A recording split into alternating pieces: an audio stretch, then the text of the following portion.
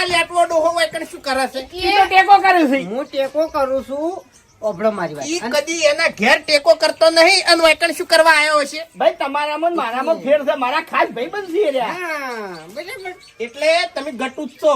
ઉવે આપણે ઉપર સડશો ની તો ગટુ જ રહેવાના. ઈ પગથિયા ઉપર સડે હાટે કોઈ ઊંચા નહીં થઈ જો. બસ હવે બસ બરાબર. આ તમને જે કીધી ને એ વાત સાચી. બાકી બીજું કોઈ નવું નહીં આમાં. એટલે હલવો નહીં ચખાડવો એમ ને? આજે કમી સાચો નહીં. આજે કોમાં બહુ ટાઈમ લાગશે.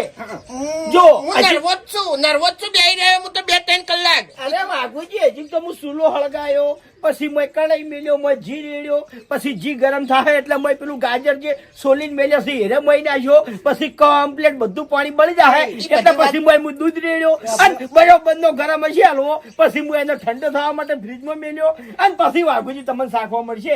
બોલો કેટલો ટાઈમ લાગશે? એ આટલી બધી ડિટેલ અને આટલી બધી વાત જણાવવાની કોઈ જરૂર નહીં. અરે ભાઈ ઓપડો મારી વાત. ટૂંકમાં છે ને આ હલવો હગવાલે જવાનો છે. ઓય. શાકવા મળશે નહીં. ચોખ્ખી ના. એટલે શું આલ્યું તમે આમાં? શું આલ્યું તમે? શાકો હના તમે આડો હના લે. હના આડો તમે. હના આડો તમે. હના આડો એમ કહું છું. ચિયા ચિયાડો. આપડી મોટા થાય કેવું હતી ને હમણાં મોટું ફેવરી નાખ્યો હમણાં વાત કરવા દે ને હમણાં બોલતા નહીં એટલી ઘડી વળી.